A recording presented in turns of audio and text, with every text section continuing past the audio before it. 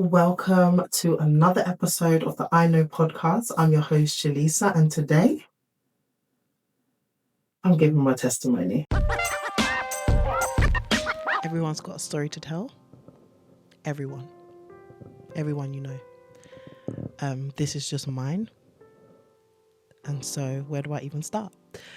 I grew up very, very well. When I say well, I mean I grew up in such a privileged environment. Doesn't mean that we were rich. It just meant that we were the average middle class family.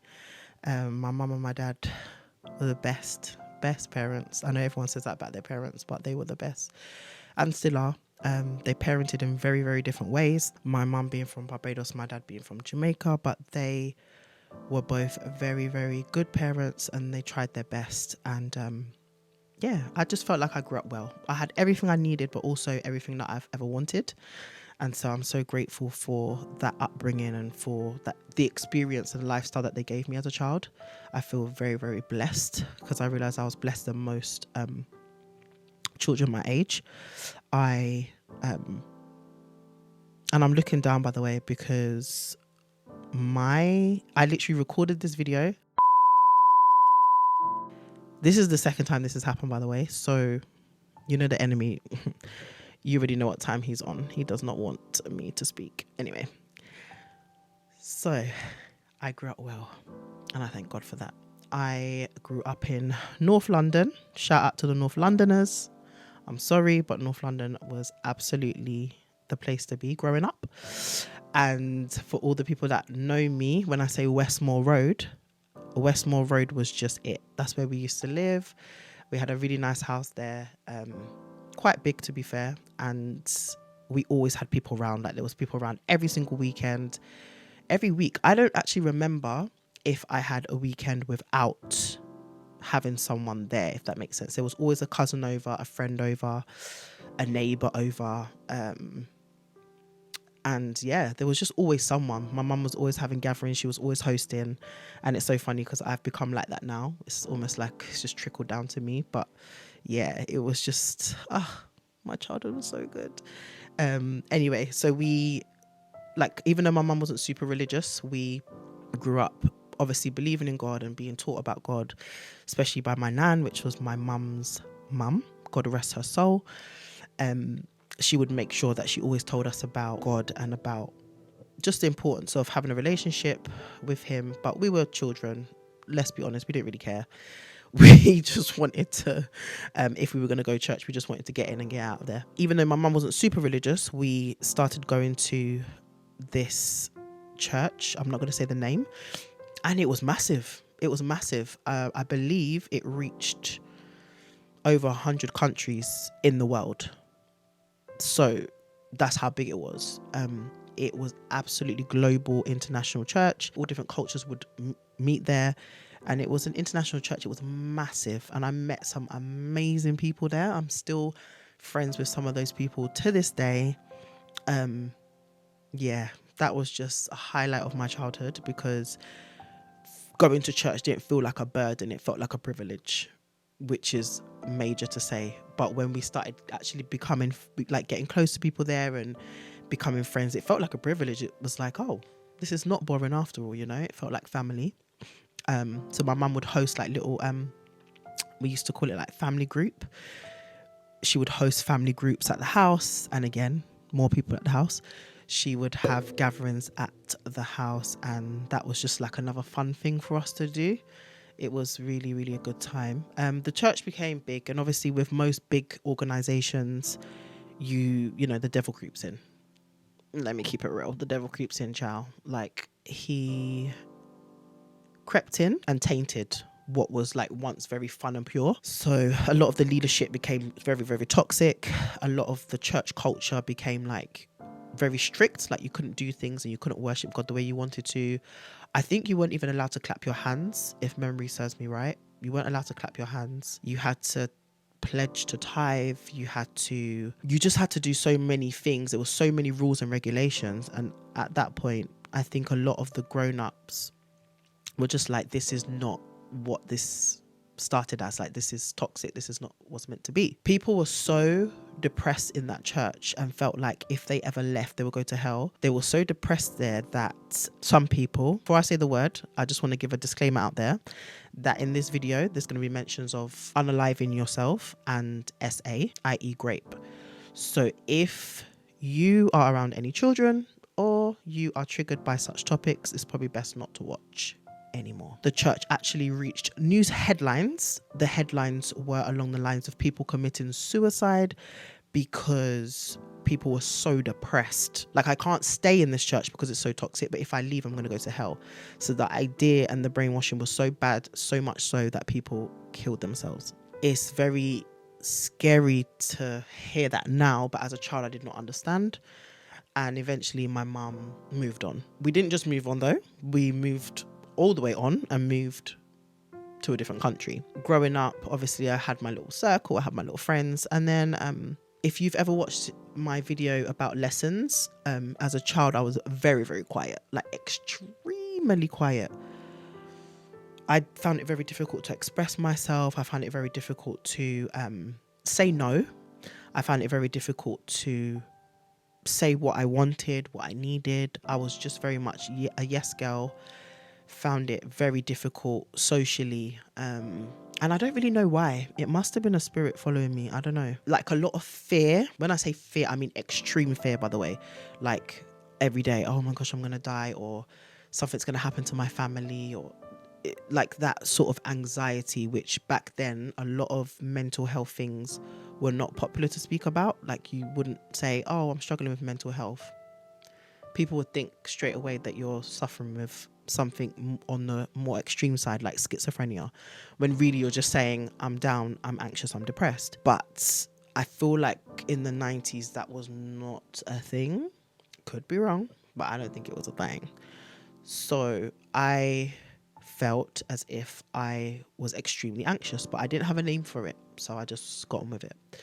So in school and stuff, I felt like didn't really have an identity as such. I was the kind of kid that spoke to everybody. I spoke to the geeks, the popular ones, the blacks, the whites, the Chinese, the rock and rollers, or whatever you want to call them. Like, I spoke to everybody. I had no issues speaking to anybody. That was me. I just loved everyone and I just wanted to get along with everybody.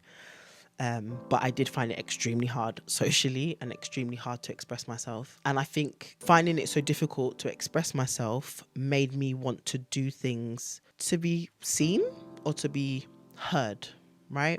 So I felt like I started following certain patterns just to kind of, one, test the waters, and two, to gain a little bit of self-worth, gain a little bit of self-esteem. Like, okay. So I started skipping school. Ciao. You remember Clear's Accessories, child? I was in Clear's Accessories, okay? I was down there looking at the people, them things, knowing that I'm not going to get anything. I was bunking off of school. I was trying to talk to the boys because I went to Enfield County School, which was an all-girls school in Enfield. Shout out to Enfield County. Enfield County massive. And we were a little bit boy hungry. I'm not gonna lie. We was a little bit boy hungry. We okay, let me not say we, let me speak for myself, because someone might be like, that was you, girl, that was not me.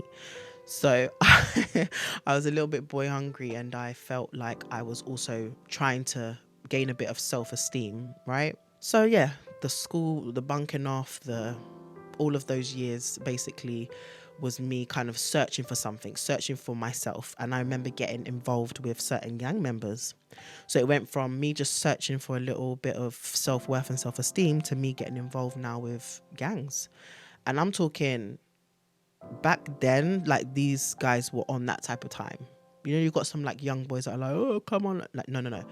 They were out here. Like, they were on the block, and I was with my little self entertaining gang members. Yeah, I know a good few of them that went to jail for, like, not to go too much into detail, but like manslaughter. And these are people that I would have standing outside my house, and I would fully like entertain and was pretending was my boyfriend and spend times in the park. And when I look back, I'm like, what was I doing at such a young age? Like, I had no business being out there, okay, in these streets.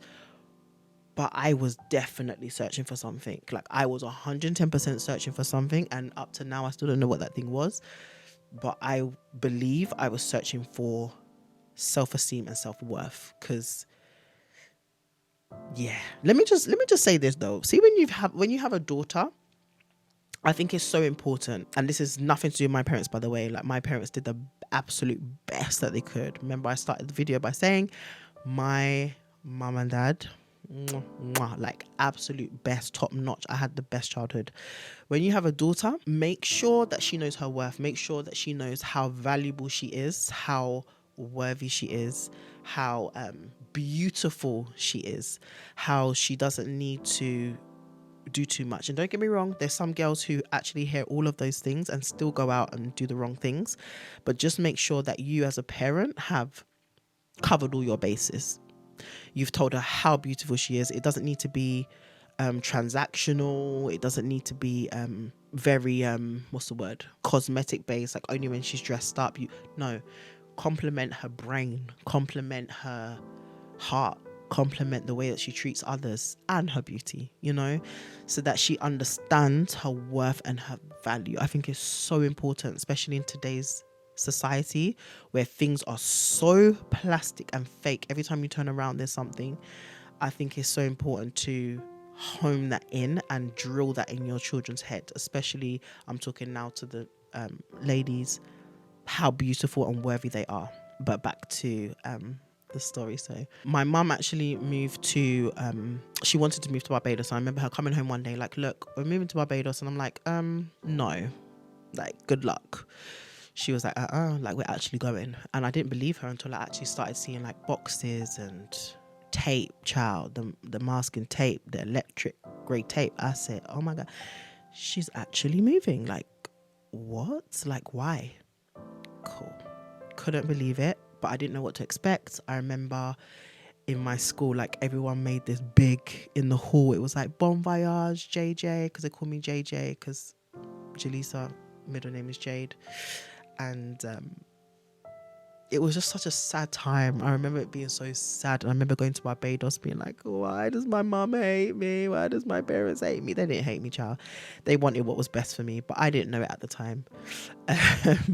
So I went to Barbados, and when I was there, it was hard. I remember just feeling like, oh my gosh, I didn't fit in where I'm coming from, and now I don't fit in even more now, because now I'm being called English. Now I got mosquito bites all over my legs, looking polka dot. Now I am just out of my zone. And I remember being bullied, honestly, what I would consider bullying. If every single day you go into school, you don't know who's going to talk to you, people are constantly calling you names, you go and get your lunch like as if you're in a 90s sitcom, and you go and eat your lunch in the toilet. Child, I was being bullied, okay? I was being bullied, and I felt extremely alone. And it was the start of like a type of anger boiling in me. And I remember feeling very, very angry, like very, almost like a rage. Like, why am I being put in these situations? I don't want to be here. I don't want to be bullied. I don't want any of this. Like, what is this about? And so I began being very, very angry. And I remember my cousin, I'm not going to say her name either, but we all have like a cousin or like a friend in sin who would like show you the ropes, show you how to do certain things you shouldn't be doing, and show you how to, I guess, just misbehave. Let's call it misbehave. And so I began misbehaving. In Barbados, I would go out without my mum knowing. I'm trying to think if I jumped out the window. I probably did. I would go to clubs. I don't know how I used to get in the club because I was very, very small. It's what Jamaicans will call maga. I was maga. I was so slim. I don't really know how they used to let me in, but I think back then they didn't really ID you as much, or they didn't care, one or the other. So I would go to these clubs, I'd be dancing up, grinding up, and I was like a young girl, like crazy. almost like a way of me to let go of the rage, right? Let go of a bit of anger. But yeah, I was still battling, I would say, with like identity. I was still battling with myself. Who am I really? Like, why can't I express myself? And I think that seed planted more doubt in me than anything else, because I saw everyone else around me so confident, whether they were adults or you know, my age group, so confident in who they were and what they were doing. And for me, it just didn't work like that. I was very, very insecure, and I battled a lot with identity. So with that being said, I was doing a lot of madness, and I ended up just smoking a lot. I remember smoking a lot of weed. And my cousin, who I said was my cousin in sin, I'd be at her house all the time, and we would just be out doing stuff and I guess just buying the time, right? So it got to a point where I would be at her house all the time, and I remember my cousin, so my cousin's older brother, he would always come over, just make silly comments. Oh, you look really nice. Or if you weren't my cousin, I would do this to you. Or if you da da da da. I want to also throw this out here, okay? I think you may know what's coming. I believe in the African and Caribbean culture, we have this thing where we need to respect elders, and absolutely, because kids nowadays don't know how to respect. That's their problem. But I think we have so much respect for elders that sometimes we miss certain cues. And I think it's really important that when you have older cousins, be it a male or older uncle, older auntie, I think it's very important to watch them around your children, because any person who constantly makes comments one day may just want to act on that. Okay. And so I was young, I was skinny, I was vulnerable, and I did a lot of spending time by myself, really. If I wasn't with my cousin, but on this particular day I was with my cousin in her house, and she said to me, I'm gonna go out, I'll be right back. And I was on the phone, and I think at that point I had got like a new friend from school, so I think I had called the phone. Literally, this phone had a cord, like, so we're talking back in the day. And I heard the door close, heard the door open, so I thought she forgot something, honestly. And then I remember this older cousin who would always make little snide comments and very sleazy comments. He came in, and I'm thinking, oh, like, what are you doing here? But you know, you just kind of hold your phone like, what are you doing here? You kind of whisper. And unbeknownst to me, he had plans to do the unthinkable to me. I was very young. And so I froze.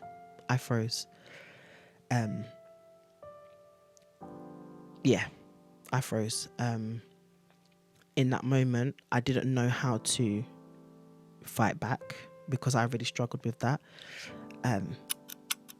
It took me a long time to forgive myself. Let me just throw that out there.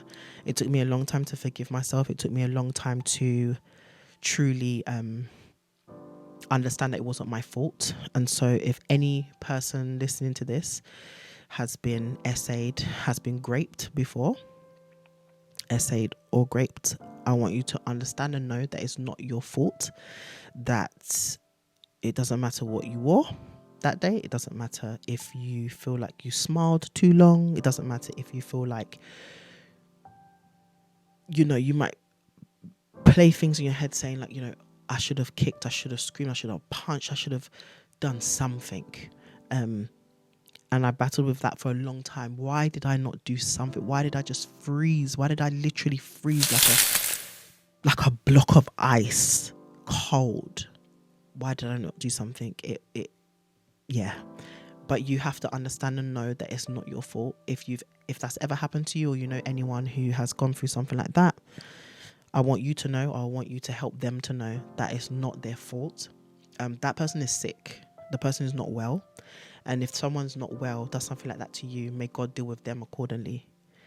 God treats children very, anyone who harms children, God deals with them very, very severely.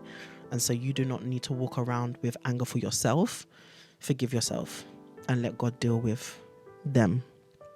And also, if it's in your heart, please also forgive them. But that happened. And so to get back to the story, it it it just unraveled. The wildness, the anger, the resentment, the wanting to, now I wanted to go harder. And it's crazy how in life, instead of maybe sometimes going into yourself and using that as like a way to kind of wake up and be like, oh my gosh, I need to, I became worse. I became worse. So I went from this very quiet, cute Jay to now like this extremely angry, like I was fighting people, like I just didn't want to, I didn't want to know. I was angry at the world. I pretty much wanted to die, to be fair. I couldn't tell anyone. I didn't tell anyone for years and years and years. And I just spiraled. I literally spiraled. So after that, it was a lot of partying, being wild. And I got a boyfriend. I went and got a boyfriend. I'm like, oh, well, maybe he's going to save me or I'll save him. Not sure. But I got a boyfriend and I was so delusional at the time. I was so young and dumb, I would say, that I got a boyfriend thinking that I could save him, and I ended up getting engaged. I mean, at this point, I was 16, going 17. I went and got engaged. And this boyfriend was very, very abusive, like extremely abusive. He would choke me. He would punch me. He would kick me. I mean, I'm brown. You can see my face. I'm a brown girl. And like he sometimes would hit so hard that I would have purple bruising, right? And I remember my mum being in a different relationship at the time, and I remember one of the fights that me and my boyfriend at the time had was so bad that like he popped my chain, and I remember running down the street, and the rain came down, and I was like, oh my gosh, like how do I find myself in this situation? Like I've just left England where I was like involved with these gangs. Probably it was God saving me in a way from not being involved even worse things in the UK, but now I'm in Barbados and I'm involved with this. Like how did this happen is I guess what I'm getting at. So I remember running down the street, the rain's coming down, and I'm thinking to myself, why am I letting myself get into this situation? And my mum's partner passes, and I wave him down, like literally flag him down with like my stuff all in my hands, and I jump in the car. And yeah, he basically helped me to get like a restraining order. I think it was one of those restraining orders where you can't be within a certain amount of feet of a person. But my boyfriend at the time didn't listen, child. He used to come outside my job. He would hide in bushes. He would do all sorts.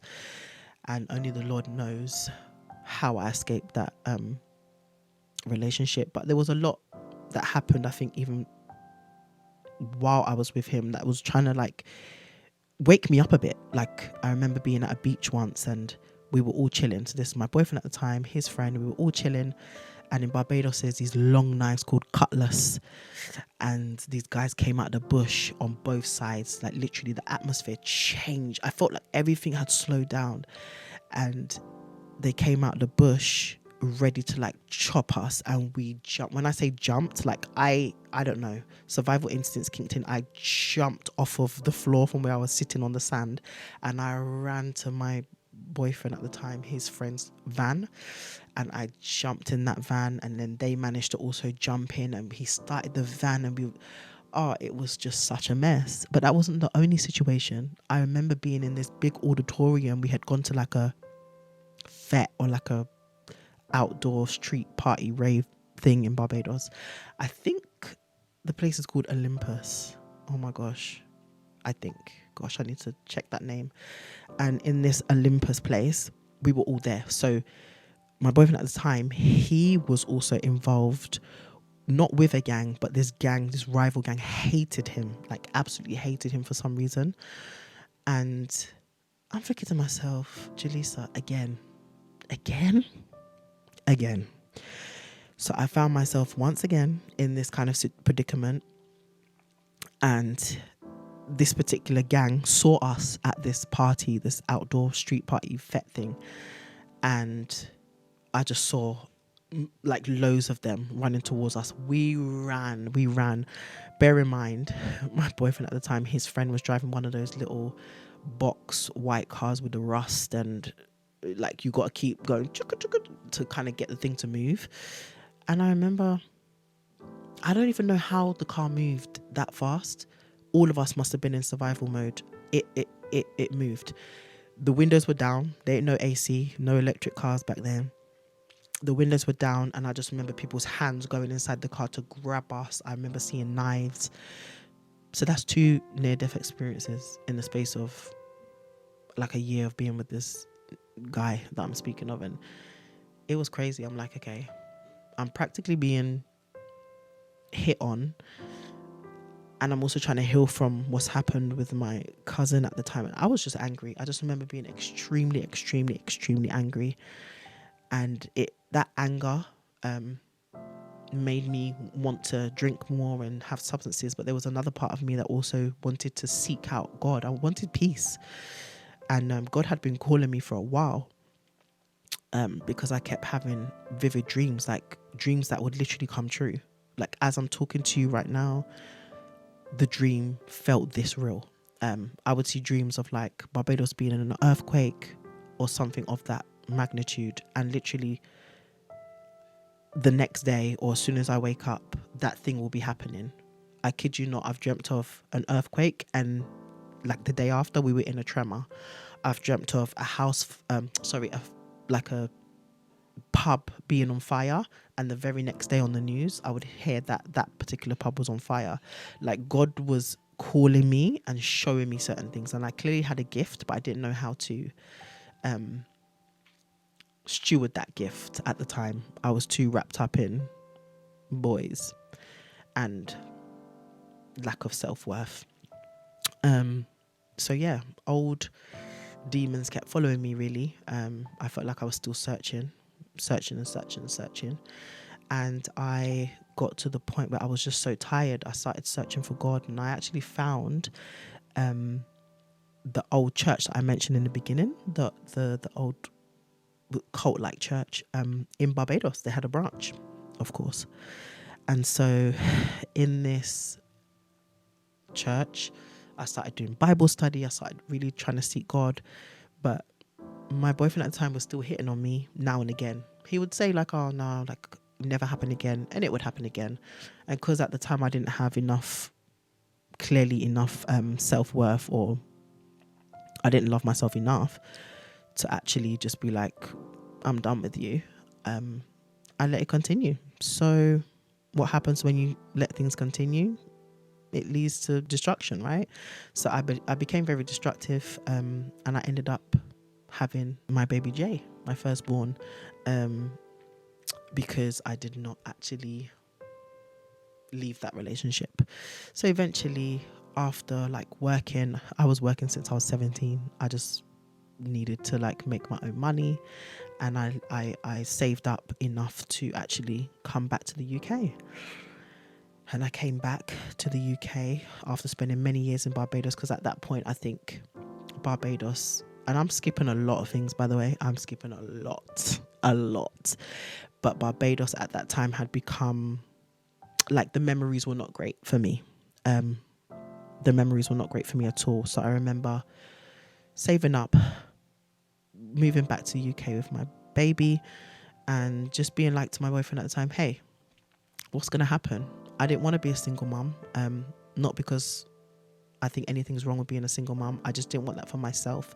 Single mums are absolutely phenomenal people.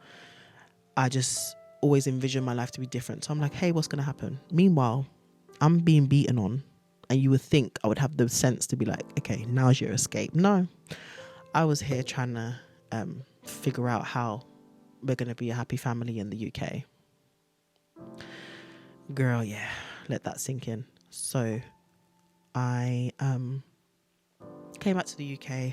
I moved in with my grandmother, who I said helped teach me the word growing up. Again, God rest her soul. That was in South London for a long time. I moved in with her whilst I could save a little bit of money to try to like get my own place. And then I left her house after she let me stay for months. Like, love her to bits. I miss her so much. She let me stay for months, and then I moved in with my other grandmother who lived in North London, Palmer's Green, shout you out. And she also let me stay for a few months, and then I had put my name down to get like social housing or council housing, that we call it in the UK. And I remember them saying to me like, no, you can't get a council house. And I'm like, but why? Like, everyone else was getting one. They were like, no, you've got to take a different route. And I'll be honest, that's been the course of like a lot of my life. Like, a lot of the time where I'm trying to follow the route everyone else is, something happens that I cannot follow that route, right? It's almost like I always have a different thing assigned for me. Like, I don't know. It just always seems like the world goes this way, I've got to go this way. But anyway, she's like, you have to privately rent. Now, at that time, private renting was not even a big thing. But for me, they were like, yep, you need to private rent. I'm like, okay. Didn't question it because, again, still don't have much of a voice at the time.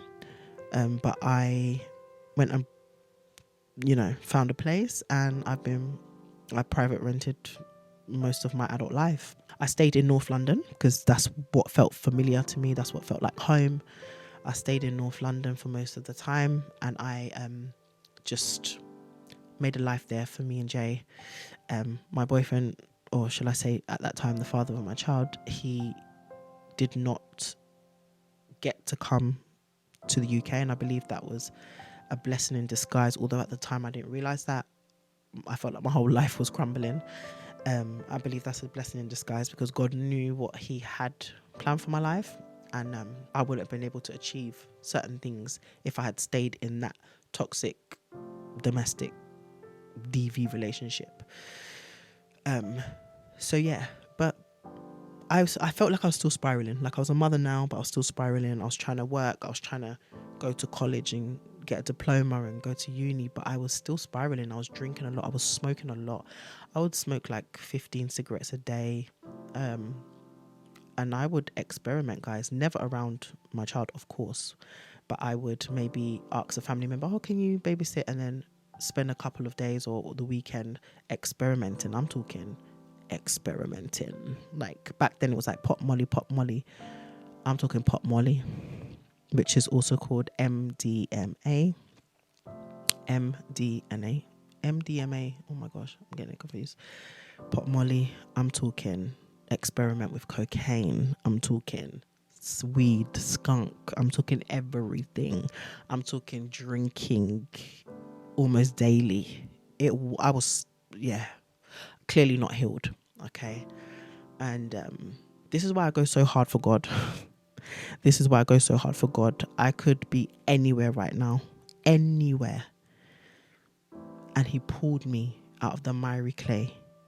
He pulled me. And this is why I will always go hard for God, because God is real. He is real. I've had times looking outside of my garden in like the house that I was living in at the time and being like, I hate you. You hate me. And even then, when I could utter the words, I hate you, he still never left me. He still sent people to save me. He still redeemed me from what I was to who I am now. And I'm forever, ever grateful. But like I said, I've skipped a lot for the sake of time, because people's attention spans are very, very short these days. But yeah, I continued. I remember being just so low and just feeling like I just can't do this anymore. And I felt like giving up constantly. And that's why the name of this podcast is so instrumental. Like, it's not over, because when I say I literally felt like, now this is it now.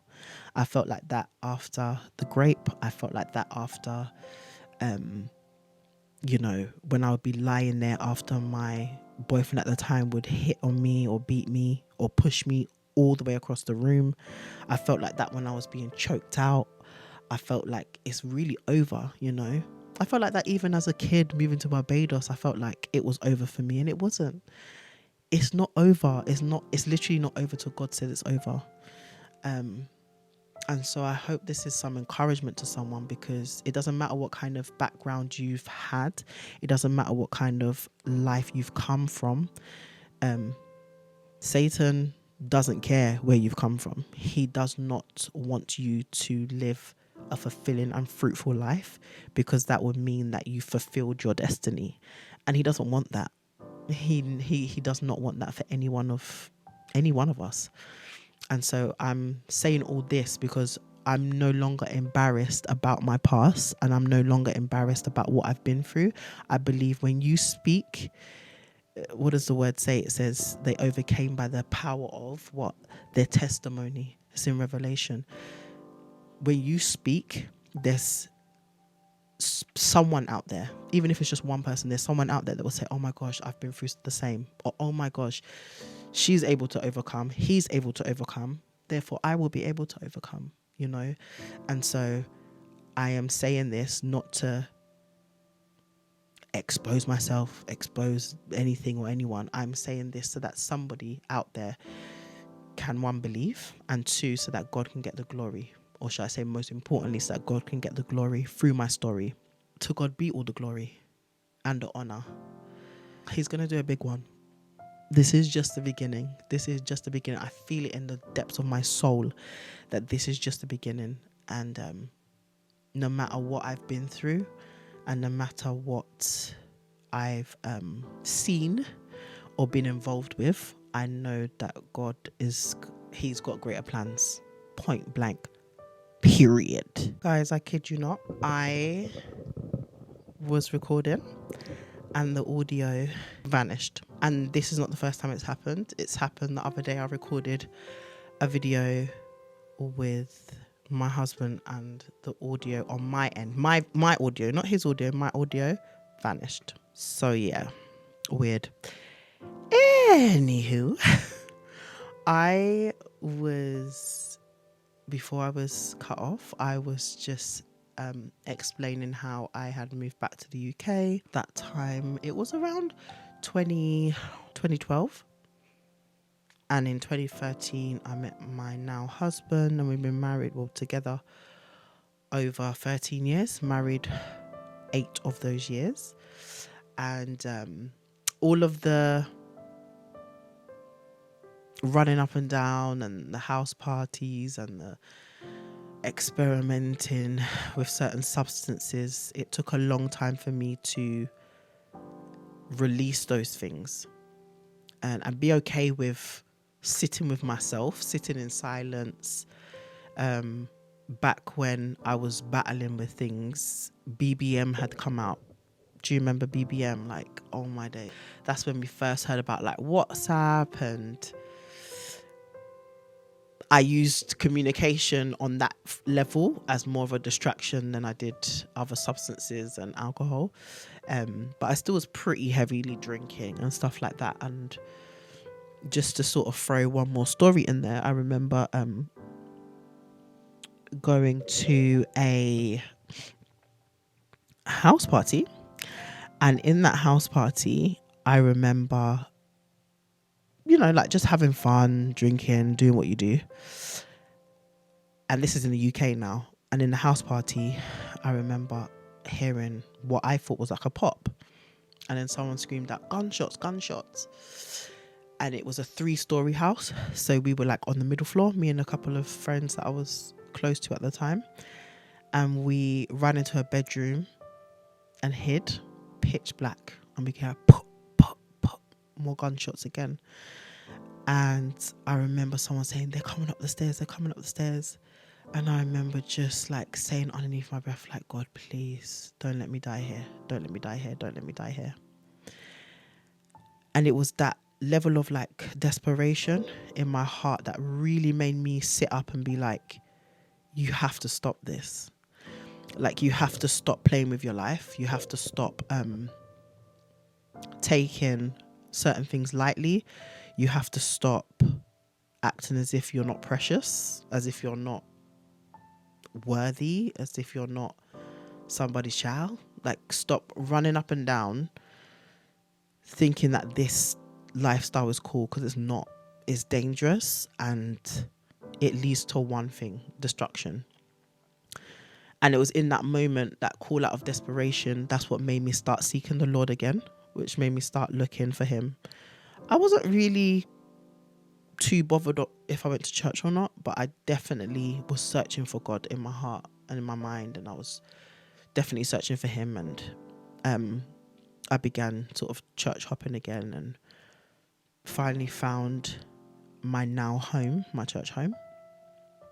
And I'm so grateful. And like I said at some point in the video, like, I have skipped a lot of things, but I'm just trying to show whoever's made it this far in the video that when you have a calling on your life, when God calls you and you don't listen once, don't listen twice, he's not going to stop trying. He's not going to give up on you.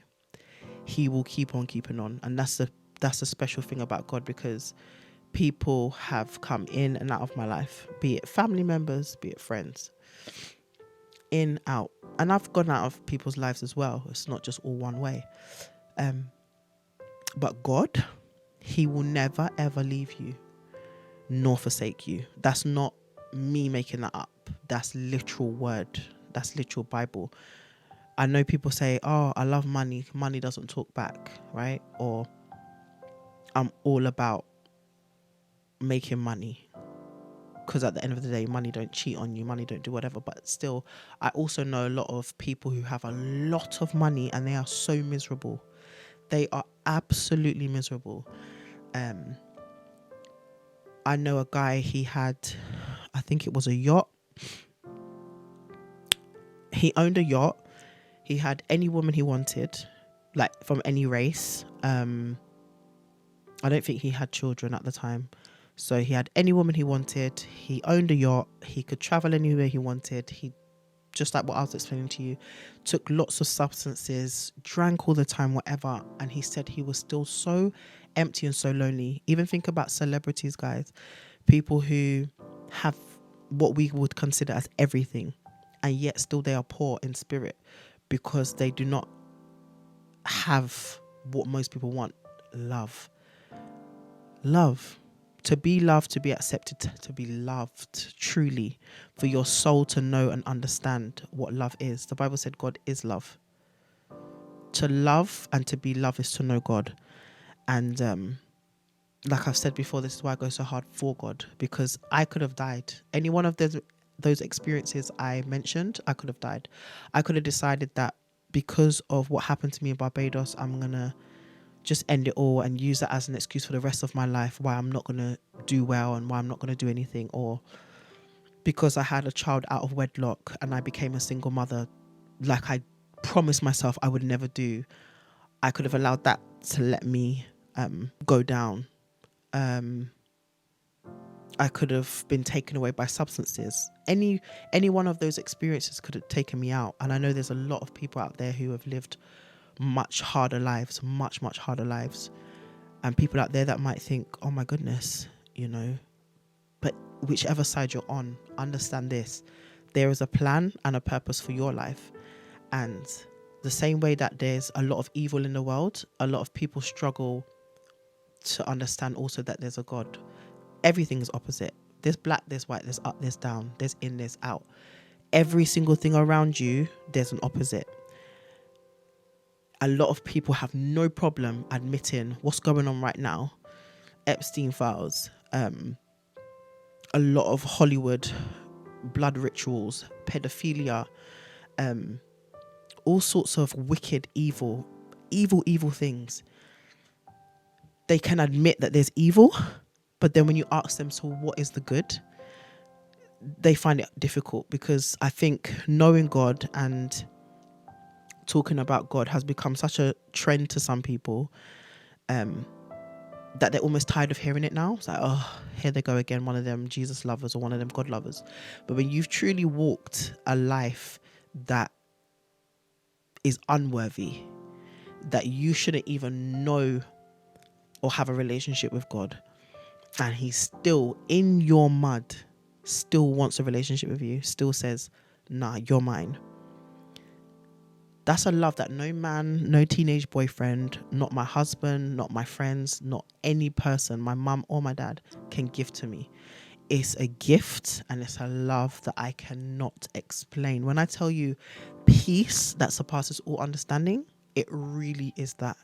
It surpasses everything you could ever hope or imagine, to put your trust in the one and only living God.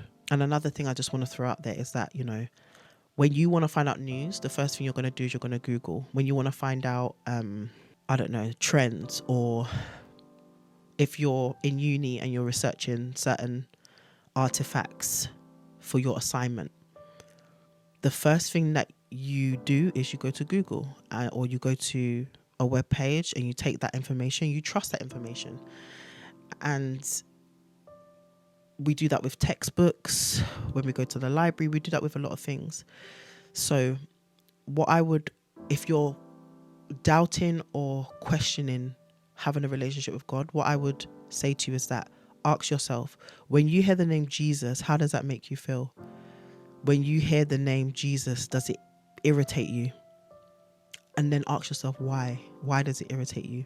Why is it that anybody can say the name Jesus anywhere and somebody out of somewhere is going to manifest and get angry? Why is it that when the Bible is spoken about, it's like, no, we're going to ban it. We're going to ban it in schools. We're going to ban it. We're going to ban it.